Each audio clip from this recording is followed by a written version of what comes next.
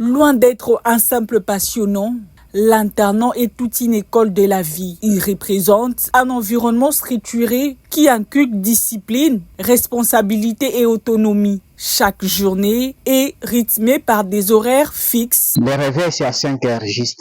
Les apprenants se réveillent. Ils nettoient les espaces de couloir de l'internat. À 6 heures juste, chacun doit terminer la douche. À 6h30, ils vont quitter leur chambre pour les réfectoires.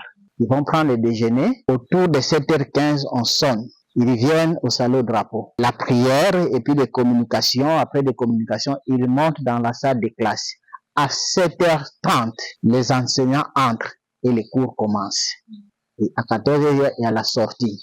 Et ceux de l'internat regagnent leur chambre. Et ce, dans le souci inculqué aux élèves la gestion du temps en les soumettant à une discipline bénéfique. Eurydice Ndombasi, ancienne du lycée Lambatoumois de Kimpesi dans le Congo central, est les fruits de cette formation. À l'internat, la vie est très bonne. Le réveil se fait très tôt le matin, autour de 4h30. En tout cas, vous faites vos lits avant de quitter vos chambres. Et lorsque vous allez à l'école, on avait une sœur qui passait, la sœur directrice de l'internat. Elle passait pour contrôler chaque chambre des filles. Et le soir au rassemblement, si la sœur juge que tu es sale, donc c'est-à-dire que ta douche n'est pas propre, ton lit n'est pas fait, on dénommait ces genres de filles, les sales filles, les malatas. Donc à l'internat chez nous, au Lilan Larius, donc au lycée Lamba, quand on t'appelle malata, ça veut dire que tu es sale. À l'internat, on utilisait des bandes hygiéniques, des compresses. Après, on lave, tu laves bien, tu trempes, tu étales. Et quand tu es en période, la sœur te souille.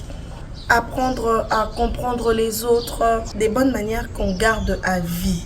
En bref, l'internat, c'est une école de la vie. La réussite, à tout prix, c'est l'objectif principal que s'est fixé Sim Badikia. N'est pas avoir droit à l'échec. Il a appris à l'internat Kinyati dans le Kwango, loin de parents et de toute distraction malsaine, convaincu de bienfaits de l'internat de par son expérience personnelle. Avant moi, je n'étudiais pas, mais là-bas j'ai eu le temps d'étudier. Ce qui se passe à l'internat, c'est différent de ce qui se passe en dehors de l'internat. J'ai vécu beaucoup de choses, la façon d'étudier, la façon de me comporter. Madame Yvonne Dumba, aujourd'hui enseignante, s'est résolue d'y envoyer son fils. Si j'ai rêvé d'envoyer cet enfant à l'internat, c'est parce que je revenais sur ce que j'ai récolté à l'internat. Et il était parti, je n'étais pas déçu. Ces témoignages partagés par ceux qui sont passés à l'internat prouvent à suffisance que celui-ci demeure un milieu par excellence de formation intégrale, un héritage éducatif transmis de génération en génération.